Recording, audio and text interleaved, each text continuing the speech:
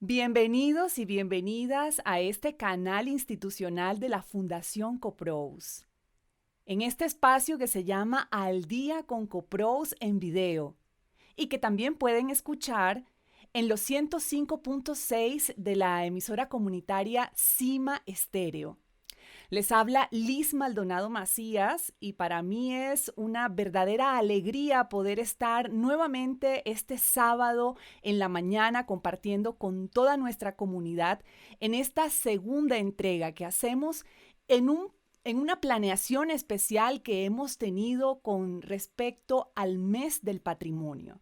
Y es que desde el año 1998 el Ministerio de Cultura ha invitado a todos los actores sociales de nuestro país a desarrollar actividades de sensibilización, a desarrollar actividades de visibilidad y de reflexión en torno al patrimonio cultural colombiano. Es por ello que este mes lo hemos dedicado justamente a divulgar una cara distinta del patrimonio que nos acerque, que nos vincule y que nos identifique. La Fundación Coprous, en sus tres ejes de acción que trabaja, que son la gestión del patrimonio y las artes, el desarrollo humano individual y colectivo y el fortalecimiento institucional, está comprometida con sus públicos objetivo y con sus grupos de interés en llevar estos contenidos, esta circulación de contenidos culturales para poder vivir nuestro patrimonio e identificar las principales características que nos generan identidad y que nos generan arraigo como usiacureños, como atlanticenses y como colombianos. Así como les dije en esta segunda entrega, me da mucha emoción poderles contar que está dedicada a un aspecto muy importante de los patrimonios y es la educación patrimonial. Como comunicadora, me vinculo con el patrimonio desde los ejercicios de divulgación y de comunicación del patrimonio justamente, pero considero que los docentes son la pieza clave que permiten desarrollar estos procesos con las comunidades educativas, con los estudiantes, con los padres de familia, para vincularlos a estos ejercicios sociales de valoración, acercamiento e identificación.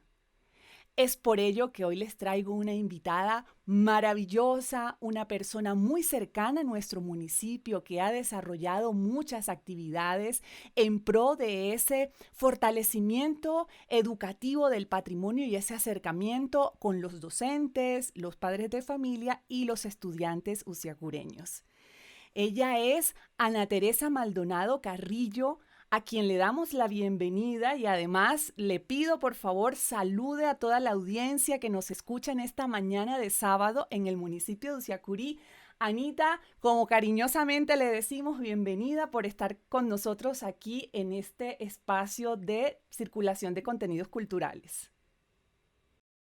Muy buenos días a todos nuestros oyentes que hoy en este sábado maravilloso nos escuchan, especialmente a la comunidad de Usiacurí.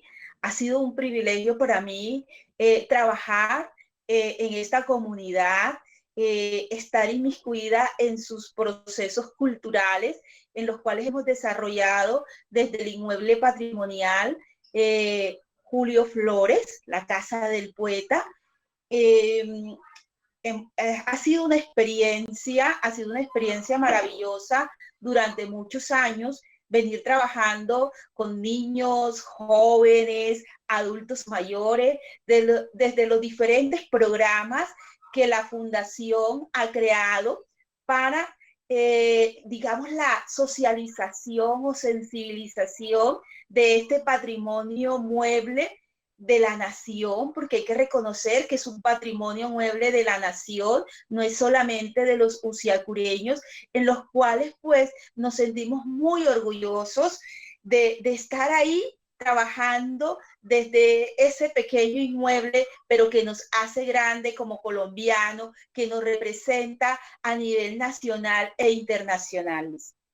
Así es, Anita, y es que con estas palabras de verdad que tan emotivas y tan sensibles, pues quiero hacer una pequeña reseña de una reseña tuya y pues yo sé que muchas personas te conocen en el municipio, pero estos oyentes que se están conectando con nosotros y que de pronto no tienen mucha idea de nuestro personaje, pues quiero comentarles que Ana Teresa Maldonado Carrillo es una mujer oriunda del municipio de Galapa, atlanticense, un orgullo atlanticense de este trabajo docente y bueno, ha sido asesora pedagógica del MINTIC, asimismo asesora pedagógica de nuestra Fundación CoPros y parte de su cuerpo directivo actualmente. Ha sido coordinadora de programas de primera infancia y su formación, una formación muy interesante, está enmarcada en su licenciatura como especialista en ciencias de la educación, especialista en enseñanza de la historia, magíster en educación y actualmente está cursando su doctorado justamente en educación. Y vamos a centrarnos en varios temas ya para entrar en materia y es un poco en esa investigación que ella está desarrollando en este momento. Y mi primera pregunta, Anita, es lo siguiente. ¿Qué pasa con las categorías de educación y patrimonio? ¿Cómo encontramos esta articulación, esta conexión entre el patrimonio y entre la escuela, justamente? Cuéntanos. Bueno, mira, yo siento pues que la educación como tal es un proceso en el cual las personas que entramos al sistema eh, nos debe permitir acelerar unos procesos en los cuales podamos transformar nuestras realidades. Es la educación vista como ese eje de transformación que necesitan nuestras comunidades. Las escuelas no pueden estar respondiendo únicamente a lo que el sistema educativo les enmarca en estos momentos, como responder a unas pruebas, saberes pro, unas pruebas saber en donde están midiendo una serie de conocimientos y ponen en categoría a la escuela. No, nuestras escuelas deben estar más allá de esos parámetros que nos enmarca el Ministerio de Educación Nacional.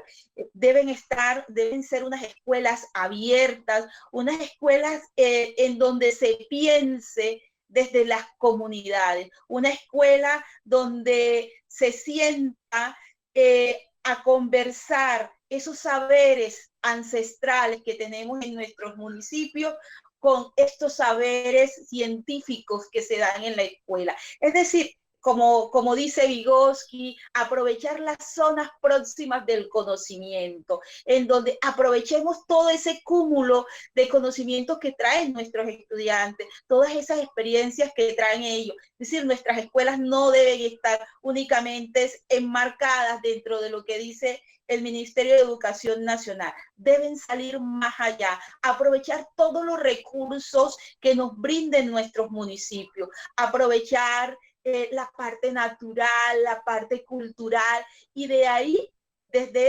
digamos, desde esos ejes, desde la parte cultural y natural que tenemos como patrimonio de nuestros municipios, hacer verdaderamente esos proyectos institucionales que tenemos. No podemos seguir calcando proyectos institucionales de la nada. Tenemos que mirar nuestra propia realidad, porque es que cada comunidad tiene una realidad que nos caracteriza como ciudadanos, ¿ya? Entonces mi realidad, por ejemplo, que se vive en el municipio de Galapa, no puede ser la misma realidad que se vive en el municipio de Usiacurí, porque Usiacurí tiene otras características muy particulares, lo mismo que las realidades que se viven de pronto en los entornos educativos de la ciudad de Barranquilla, son totalmente diferentes esas realidades. Entonces yo pienso de que lo primero hay que mirar son esos los proyectos institucionales educativos en los cuales se enmarcan nuestras instituciones educativas. Anita, yo creo que es acertado esto que tú has descrito, porque considero que a partir de lo que nos estás explicando, escuela y patrimonio, educación formal y patrimonio se complementan para poder lograr una experiencia significativa. Pero mi pregunta, y yo creo que los docentes que nos deben estar observando en este momento a través de nuestras redes o nuestros canales, se deben preguntar, pero ¿cómo yo articulo, cómo yo puedo trazar, cómo yo puedo lanzar una experiencia significativa con el patrimonio a partir de esos valores que encontramos en nuestras comunidades? ¿De qué manera se puede hacer?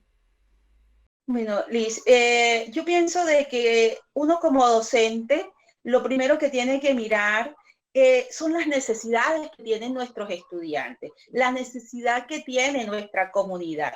Y una de las necesidades, y que siempre nos quejamos, es que se están perdiendo esos valores culturales, ¿verdad?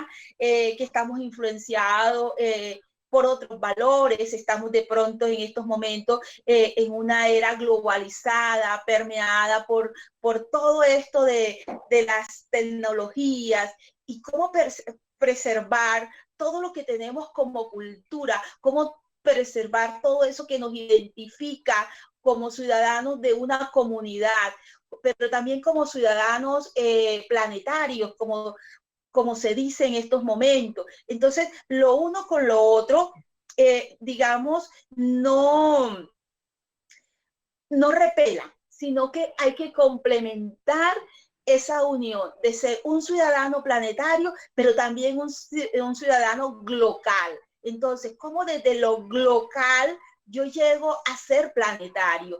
Y es precisamente a través de los llamados proyectos digamos, proyectos de aula en los cuales yo puedo sintonizarme con la realidad que viven mis estudiantes. Como por ejemplo yo puedo coger como un eje de proyecto vivir el patrimonio. Y a partir de vivir el patrimonio, ¿cómo puedo desarrollar, por ejemplo, desde la educación básica primaria, los diferentes conocimientos del saber que tienen que desarrollar mis niños? Por ejemplo, cómo de pronto desde un grado segundo yo trabaje el patrimonio, pero también trabajo el patrimonio, hago que mis estudiantes se reconozcan en ese patrimonio, vivan el patrimonio, pero también a partir de ese patrimonio yo puedo enseñar matemáticas, puedo enseñar ciencias sociales,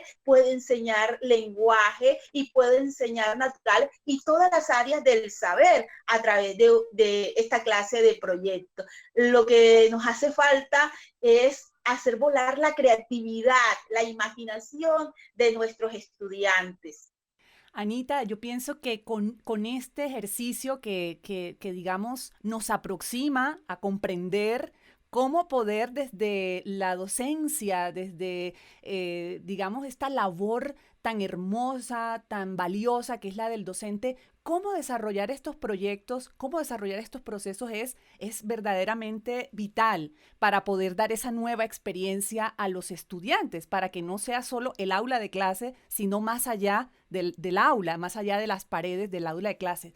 Pero mi siguiente pregunta va enmarcada en algo que considero que es muy importante, no solamente para el tema patrimonial, sino para el tema pedagógico justamente, y es que el contexto en el que vivimos, ahora que tú mencionas esto de una categoría planetaria, de una globalización, justamente nos presenta que el sistema de mercado en el que vivimos, la hiperconectividad, así como nos da grandes beneficios, también nos traza importantes retos que se pueden convertir, si no se tienen en cuenta, en riesgos. Las redes sociales que hoy son consumidas en su mayoría por nuestros jóvenes y niños, parece que están nutridas de contenidos que cada vez intentan poner culturas dominantes sobre otras y esto pone en riesgo justamente el patrimonio.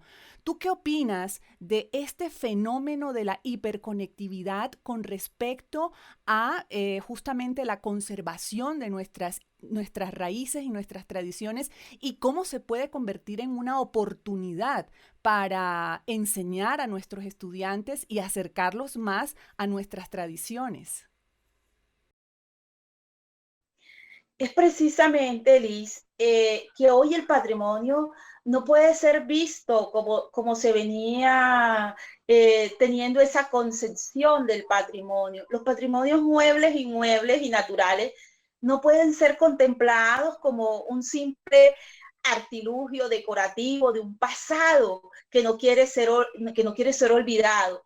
Es así como en un proceso dialéctico, sistemático, en el que se encuentran los patrimonios, nos hacen un llamado a resignificar sobre qué clase de espacio es, qué diálogos se pueden hacer desde estos patrimonios, quiénes se reconocen dentro de esto y cuál es su objeto fundamental que debe garantizar. Es decir, cómo nosotros, desde nosotros que pertenecemos y que tenemos, digamos, una sensibilización hacia los patrimonios, podemos llegar a las diferentes comunidades y decirle, mira, aquí existe un patrimonio que debe ser digno de conservarse y preservarse para las futuras generaciones.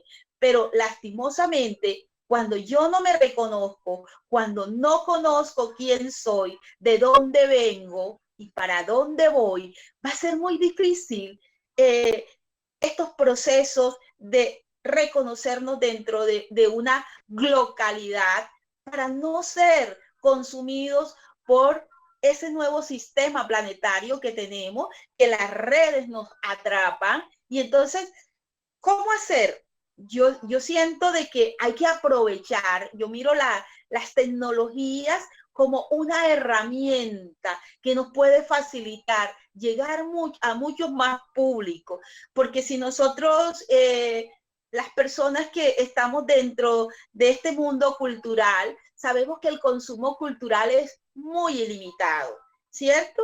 Que muy pocos son las personas que visitan los patrimonios muebles, que muy pocos son las personas que de pronto van a un teatro, van a un museo o van a una biblioteca, pero que en estos momentos las redes sociales nos permiten visitar y conocer mucho más acerca de estos templos, digamos, entre comillas, de la cultura, pero que deben ser devorados por la comunidad, por las personas que van a pie, como digo yo, por las personas del común que están ahí para que se puedan reconocer y decir, oye, yo nací en el municipio, por ejemplo, de Galapa, y yo estoy orgullosa de ser galapera, y yo me reconozco en cada una, por ejemplo, de esas máscaras que hacen los artesanos de mi municipio. Y qué hermoso, por ejemplo, cuando llegan los carnavales o cuando hay una presentación internacional y decir, eso se hace en mi municipio y sé cómo se hace y sé quiénes son los gestores culturales que permiten, digamos, disfrutar de ese aspecto cultural de antaño, de raíces que tiene mi comunidad. Cuando yo digo eso, y hasta se me llenan los ojos de lágrimas, porque sí, y de emoción, entonces eso es lo que se espera, que en cada municipio, que en cada vereda, la gente reconozca quién es, de dónde viene, cuáles son sus raíces, y decir, yo me siento orgulloso de pertenecer o de haber nacido en tal municipio.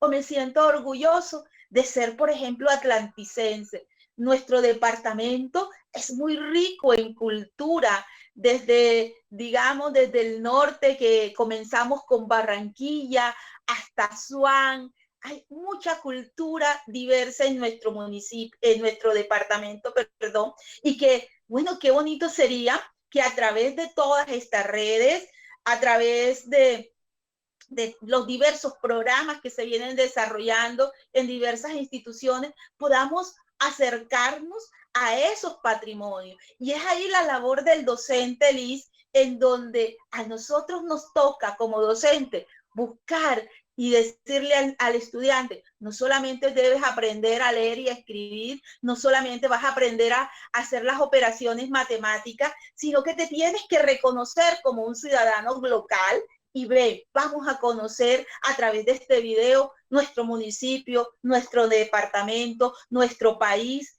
en fin, para poder después decirle a mi estudiante que se enfrente a ese mundo planetario consumista que nos devora. Así es, Anita, y yo creo que esto que nos hace, esta muestra de emociones que te permite a ti como una persona inmersa en los temas de la cultura y el patrimonio, nos permite identificar que este aspecto patrimonial, lejos de estar desconectado de nuestras vidas cotidianas, hace parte medular digamos, de este vivir, de este sentir, porque justamente los seres humanos estamos, además de nuestra parte, digamos, intelectual o de nuestras necesidades físicas, espiritualmente necesitamos esta necesidad de sentirnos identificados. Y yo creo que aquí el patrimonio es clave. Pero mira, Anita, yo quiero que ahora me cuentes, porque me ha parecido tan hermosa esta manifestación que nos has dado sobre tu misma experiencia al vivir el patrimonio y ese deseo y ese interés que busca suscitar, digamos, en tus estudiantes. A mí me gustaría conocer cómo llegaste tú primero a la docencia, ¿dónde nació este interés de ser docente? Y segundo, ¿cómo vinculas estos ejercicios de docencia? Sabemos que eres una persona que se ha dedicado a la investigación, eres historiadora, tienes una trayectoria muy interesante, pero ¿en qué momento descubres que lo tuyo es la docencia y seguidamente el patrimonio? ¿En qué momento descubro que lo que me gustaría ser docente fue en el momento en que decidí eh, seguir el ejemplo de aquella maestra de quinto de primaria, mi profesora de quinto de primaria, la señora Nuris Ortiz, una profesora que tengo muy bellos recuerdos de ella. Esa profesora la admiraba mucho por esa paciencia, por esa forma y apasionada de enseñarnos a nosotros en quinto. Y cuando llegamos a quinto, nos pusieron a elegir en dónde estudiar. Y entonces la elección fue la normal y comenzar el proceso de la normal a estudiar pedagogía.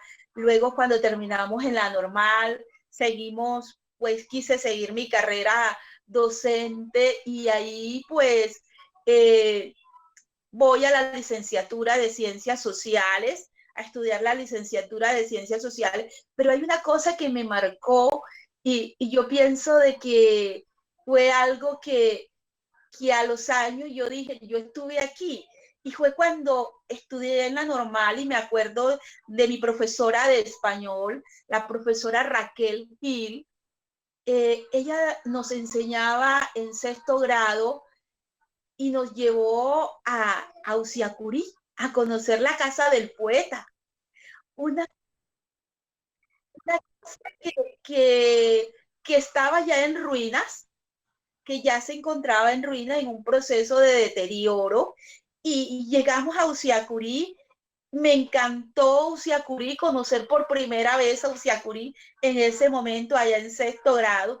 Pero lo que más me marcó fue haberme aprendido los poemas, los versos del poema de la araña, muy largos en ese momento, pero y ahí quedó, digamos, una semilla. Llego a la universidad, entro a participar en unos grupos, en unos semilleros de investigación que tenían que ver precisamente con antropología y arqueología, toda esta parte de los vestigios indígenas. Tenemos una aproximación en ese momento, digamos, estudiando un acercamiento con el difunto padre Agudelo, y él tenía una colección de piezas arqueológicas y comenzamos a visitarlo, ir a su casa, a tener ese acercamiento. Tenía las piezas todas sucias, llenas de moho, y nosotros digamos, de soñadores en ese momento, nos metimos en esa bodega de esa casa a hacer una limpieza con otro grupo de amigos, también amantes del patrimonio, y de ahí resultó, digamos, el primer proyecto en el cual estuve vinculada, y fue la creación del Museo de Antropología de Galapa, el cual hoy es el MUGUA. Es una realidad ya con otras perspectivas, ya con personal ya calificado que maneja esta institución, pero digamos que ese fue nuestro primer sueño, nuestro primer acercamiento a ese patrimonio que estaba ahí olvidado en una casa. Luego, pues, llega la oportunidad de entrar al inmueble patrimonial Julio Flores, a hacer una asesoría en investigación sobre el poeta. Y bueno, y me he quedado ahí en esa parte digamos, del patrimonio. Ha sido una de las líneas que yo he escogido para, para ir como cosechando una línea de investigación, para ir marcando como una pauta desde esa perspectiva. Me olvidé un poco o me salí un poco del esquema de la docencia, aunque amo la docencia, me encanta enseñar, pero entonces viene la combinación precisamente de el amor por enseñar y del amor por donde vengo, del amor de mis raíces. Entonces ahí esa combinación nace, digamos, ese amor por el patrimonio, por las cosas, y además algo que me marcó muchísimo, tuve la oportunidad de tener dos abuelas, las cuales para mi satisfacción fueron mis libros de conversación por muchos años. Mis abuelas murieron muy ancianas, una de 99 años y otra de 90 años, y ellas eran mis libros, las que me contaban sus historias. Ese era mi internet de niña. Qué maravilla de historia, Anita. De verdad que nosotros muchas veces que nos vemos constantemente, que estamos en constante comunicación, desconocemos estas historias de vida tan preciosas, tan bellas, y rescato de todo lo que nos has contado esta pieza clave, digamos, esta persona fundamental que fueron tus maestras en la etapa más temprana de tu vida y asimismo de los abuelos. Y es que en los abuelos encontramos tanto conocimiento, tanto patrimonio, tanta identidad que también hacen parte de esa memoria viva. Verdaderamente que es algo muy emotivo, muy del corazón y de verdad que es muy importante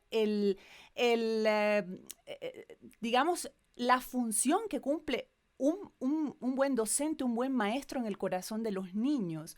Un buen maestro puede marcar de tal punto que, como encontramos la historia de nuestra querida invitada en la mañana de hoy, Anita Maldonado, puede aportar luego en la adultez a continuar con estos procesos sensibilizadores.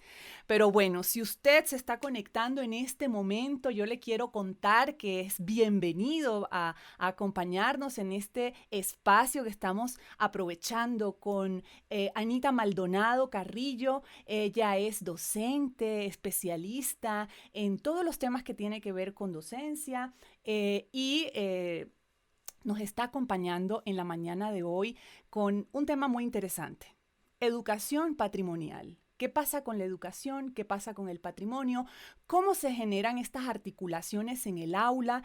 Y vamos a seguir conversando con ella porque tengo una pregunta, Anita, y me gustaría saber cuál es tu opinión con respecto a esto que te voy a plantear. Y es que muchas personas, muchos profesionales del ámbito del patrimonio, de la divulgación patrimonial, de la educación patrimonial, he leído, encuentran que el patrimonio habla solo.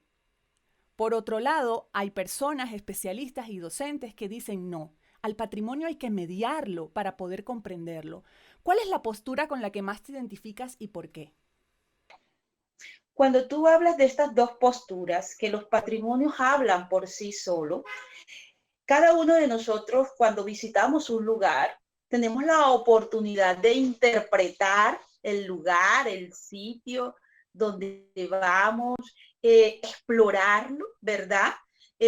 Comenzarnos a preguntar cosas, pero digamos, esa postura puede quedar corta de pronto sobre si tengo solamente mi mirada, mi exploración que hago, y entonces de ahí la necesidad de que el patrimonio necesariamente tiene que ser mediado, y uno pues desde el patrimonio hay que buscar una mediación pedagógica que te permita concretamente reconocer esas características del patrimonio y no solo verlo como el objeto decorativo o contemplativo que puedo tener yo la visión de él, ya, sino poderme reconocer en él, poderme identificar en ese patrimonio que está ahí, porque es que a veces nosotros viajamos mucho o tenemos la oportunidad de viajar o conocer sitios diferentes, pero digamos, a lo largo de la geografía nacional se conocen muchos patrimonios, pues y en el anterior proyecto que trabajé con el Ministerio de Turismo, con el Viceministerio de Turismo, me di cuenta algo, y es que los patrimonios están ahí, digamos, están ahí inmersos ahí dentro de la comunidad, pero ¿qué sucede? Yo llego, miro el patrimonio, miro de pronto, tuve la oportunidad de conocer el Museo de la Isla de San Andrés y Providencia y mirar, ellos recrean toda su cultura a través de fotografías y a través de otras actividades pedagógicas que hacen, y al momento de mirar esas actividades pedagógicas que se hacen y que realiza el museo, entonces uno tiene la necesidad de decir, esto también es mío, yo me represento también en este patrimonio que a pesar de no haber nacido en esa localidad, pero pertenece a la gran localidad que es Colombia, de mi país, y yo me represento en él y puedo hablar de ese patrimonio en el cual, a pesar de no estar en mi contexto más cercano, pero sí está en mi contexto general. Entonces, de ahí la importancia, digamos, de mediar el patrimonio desde diferentes actividades pedagógicas. Hoy algunos hablan de mediar el patrimonio desde musealizar el patrimonio, algunos utilizan ese término, musealizar el patrimonio, hacer actividades que me permitan llevar a las comunidades a querer su patrimonio, a representarse en ese patrimonio, y fueron muchas de las actividades que hicimos, por ejemplo, desde el inmueble patrimonial Julio Flores, cuando tuvimos la oportunidad, por ejemplo, de los florecitos, ¿verdad?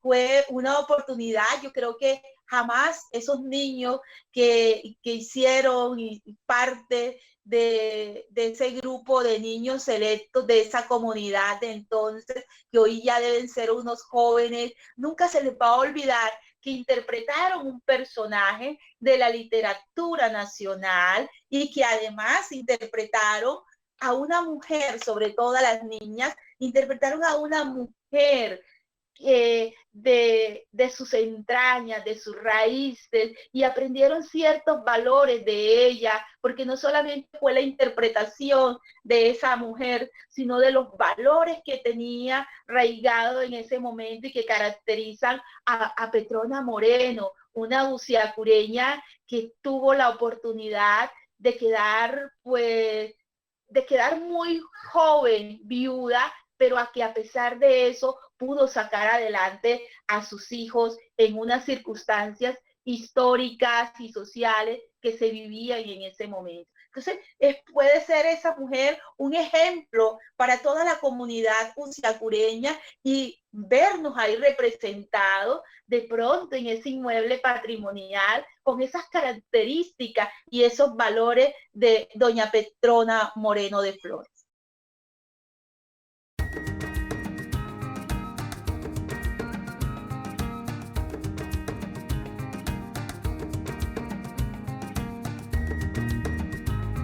Anita, definitivamente todo lo que nos has contado es absolutamente acertado y al lugar. Por supuesto que no me quiero adelantar, pero más adelante vamos a pormenorizar cómo fueron todas esas actividades de mediación que desarrollaron los programas de la Fundación Coprous en el inmueble patrimonial del poeta Julio Flores. Sin embargo, quiero que antes me ilustres en la siguiente duda. Y es que el patrimonio no es uno solo, el patrimonio se clasifica en material e inmaterial. ¿Hay alguna diferencia en cómo enseñar uno u otro? Es importante identificar las características que tiene cada uno, pero en el ámbito de la docencia, en el ámbito de la escuela, ¿es más difícil enseñar uno que otro? ¿O es similar o es lo mismo a la hora de desarrollar las estrategias con los estudiantes? Yo pienso que el patrimonio material, digamos, el patrimonio material es algo que, como todos sabemos, es lo que podemos ver, lo que podemos observar, lo que podemos tocar, ¿verdad? Y eso nos facilita muchas cosas, pero que el patrimonio inmaterial es aquellas costumbres, aquellas tradiciones que van de generación en generación. Y de ahí la importancia de tener en cuenta esos saberes ancestrales de nuestros abuelos. Mira, cuando yo hablaba de mis abuelas, yo aprendí mucho de mis abuelas, aprendí a valorar las cosas que no se daban en ese momento. Entonces, ¿y eso qué permitió? Permitió que el patrimonio inmaterial que guardaban mis abuelas, hoy yo lo puedo transmitir a mi hija, que es una nueva generación, y a través de unos diálogos de saberes, como diría mi profesor Juan Miguel, a través de esos famosos diálogos de saberes que se deben dar en la escuela. Y es por eso la importancia de que la escuela, desde la escuela, se trabaje con la comunidad, de invitar de pronto al artesano que teje en el municipio y que tiene una técnica especial, e invitarlo y decirle, venga para que le enseñe a estos muchachos cuál es esa técnica especial, cómo se hace, para que pueda perdurar en nuestras generaciones futuras. Es decir, no podemos quedarnos callados.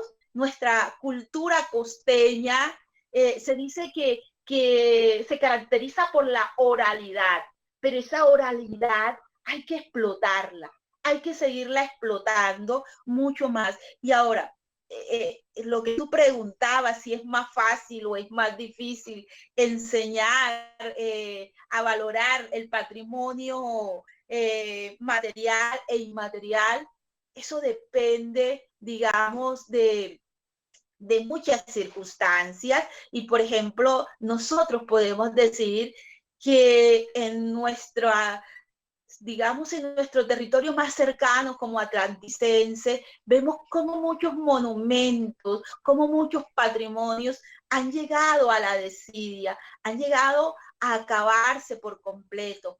Hoy un ejemplo palpable es el muelle de Puerto Colombia. En su momento no tuvo dolientes, no tuvo, digamos, esa gestión patrimonial que se necesitaba realizar en su momento para poder cuidarlo y preservarlo como tal.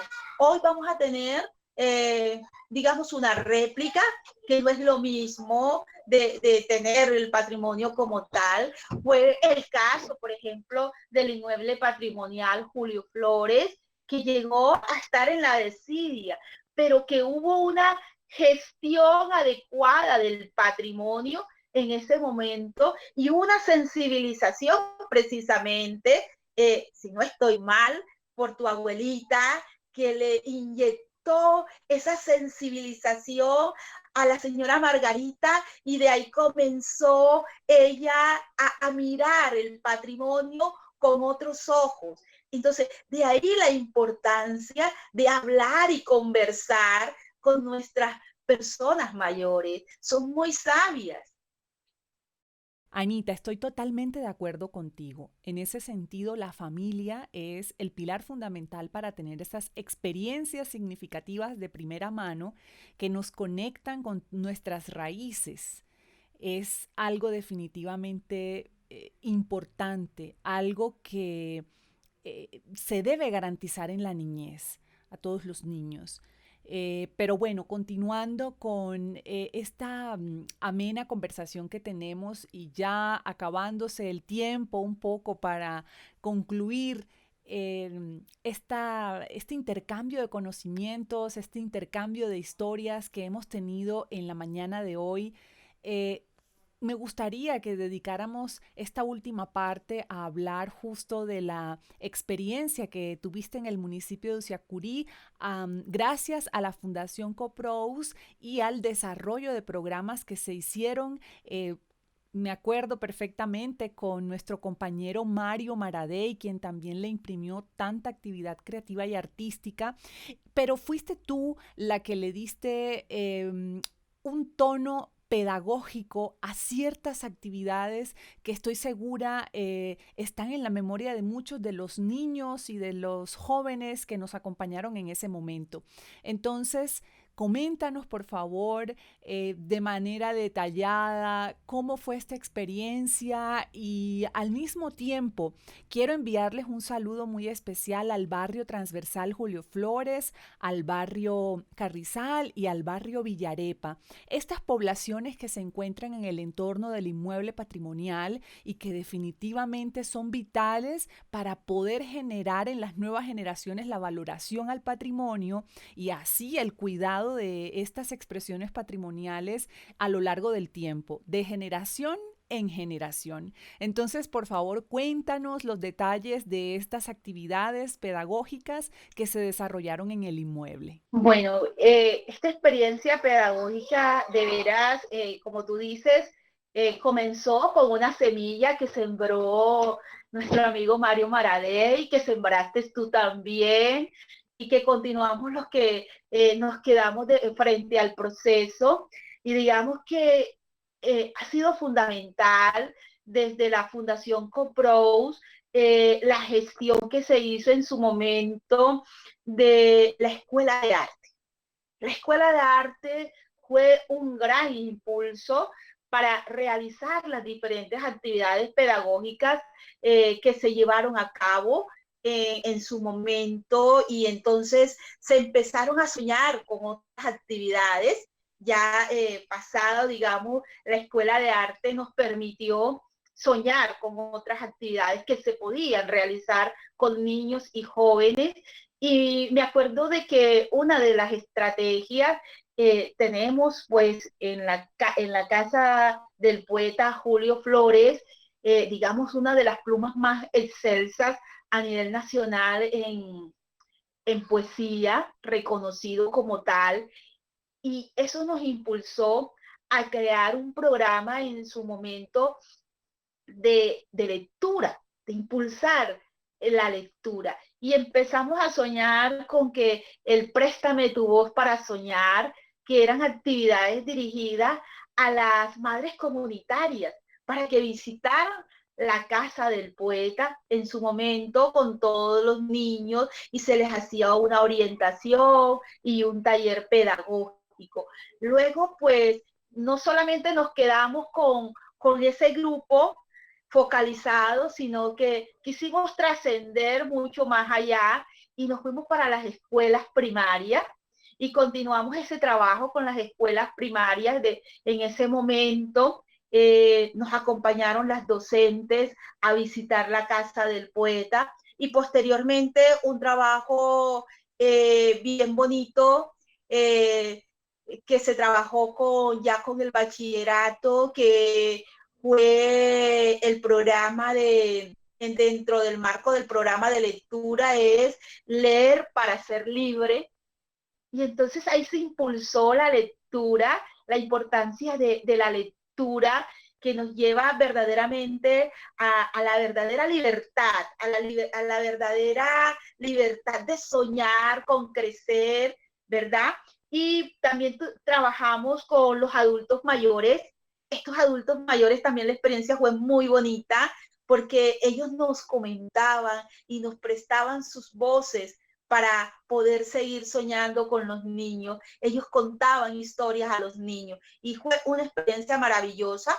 Luego vinieron ya la dramatización, digamos, del personaje Julio Flores con Petrona Moreno y fue la selección de niños de diferentes generaciones, porque por ahí estuvieron muchos niños y muchas niñas de los barrios vecinos el inmueble patrimonial Julio Flores y digamos que fue para ellos una experiencia de verse vestidos como en la época, de ponerse vestidos enteros, de aprender algunos de los poemas del poeta. Digamos, fue una experiencia maravillosa con los niños de ese entonces. Además de, me acuerdo una bien bonita que hice contigo cuando hicimos la coronación del poeta, que colocamos los toldos, coronamos a los niños. Si te acuerdas de esa actividad, fue bien bonita. Así es, la palabra clave es creatividad y creo que mucha de esa creatividad le tuvimos la ventaja grandísima de vivirla junto a comunidades que estuvieron cerca en estos procesos, procesos que seguramente se van a continuar y se van a fortalecer en pro del desarrollo de una sensibilización hacia la conservación. En ese sentido, pues me gustaría ya ir concluyendo, Anita, como te he comentado, porque quisiera que me comentaras tu opinión sobre esta situación, esta circunstancia que estamos viviendo en el confinamiento. Es cierto que muchos de los sectores poco a poco se están reactivando, pero la escuela justamente está funcionando todavía de manera a distancia. ¿Qué hacer? ¿Cómo acercar el patrimonio en este momento donde los estudiantes no están en las aulas, sino que están en sus casas? ¿Y cómo acercar el patrimonio a pesar de que no esté en este momento dentro del programa de las aulas por el confinamiento? Yo creo muy fundamental y digamos un vértice fundamental para poder educar en patrimonio es la simbiosis necesaria que hay que hacer entre educación y patrimonio.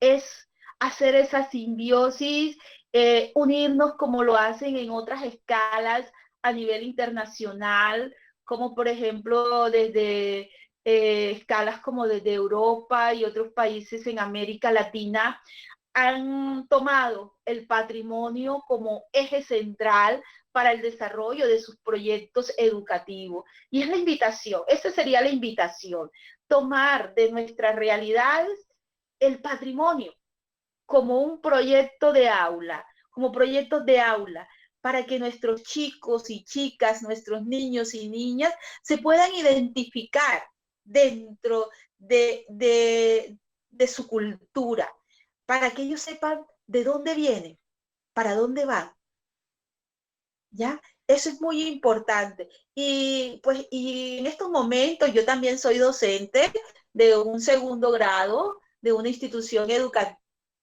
Y permíteme interrumpirte, Anita, madre de una niña preciosa, Valerie, que me imagino que también estás viviendo el ejercicio de educarla en tu casa. Claro que sí. Y entonces, por ejemplo, en mi casa se escucha mucha cumbia, se escucha mucho mapalé, pero también se escucha poesía, se escuchan rondas infantiles muy propias nuestras y jugamos juegos también. Entonces, es como desde ese proyecto que iniciamos nosotros los docentes, desde nuestras guías, cómo insertamos lo que el estudiante tiene cerca, que no olvide que existe un patrimonio que está ahí, que existe un patrimonio tanto material como inmaterial, que es necesario tenerlo presente y valorarlo. Y entonces, como desde nuestras guías, por ejemplo, yo lo hago desde la ciudad de Barranquilla, donde me encuentro, y yo coloqué, por ejemplo, estaba enseñando a mis estudiantes sobre la leyenda y el mito. Y entonces los puse a que entrevistaran a sus abuelos. Entonces, ¿cómo me aprovecho yo de ese recurso que tienen los niños de estar ahí con el abuelo, de estar con una persona adulta mayor que le hable al oído de cómo eran las cosas anteriormente? Por ejemplo, hubo también una experiencia muy bonita, pues mis guías se caracterizan mucho porque involucro la lúdica y invito a mi estudiante a que se convierta en un historiador, que se convierta en un reportero, que se convierta en un periodista. Ahorita estoy trabajando una guía que embarca todo lo que es el periódico y entonces mis estudiantes van a elaborar el periódico de su familia. Y entonces para elaborar ese periódico familiar, ellos tendrán que hacer una serie de actividades que involucran no solamente al niño, sino su contexto familiar. Y eso enriquece más, es decir, ser más viva nuestra educación, que no dependa únicamente de esos saberes, de eso que dijo alguien en su momento, sino que también me permita tener ese acercamiento a las familias. Eso es muy clave y muy importante. Anita, ha sido una gran alegría conversar contigo en esta mañana, ha sido muy provechoso, se nos quedan muchos temas. El tema de la educación patrimonial es amplísimo, así como la semana anterior lo hablábamos con el restaurador Javier Caparroso, no nos alcanza, queremos abarcarlo todo, pero así. La Fundación CoPro sigue comprometida y vamos a seguir con estos espacios que permiten comprender toda la gestión patrimonial, toda la labor que hay detrás de un patrimonio. Como dice nuestra invitada, que no solo sea un adorno del pasado, el patrimonio tiene una gestión, tiene un ejercicio, tiene un trabajo y eso es lo que vamos a darle a conocer a ustedes, a toda nuestra comunidad y a todos a quienes nos ven en estos canales de comunicación de la Fundación CoPros. Anita, por favor, despídete de nuestra audiencia y ¿cuál es el mensaje final para nuestros musiacureños?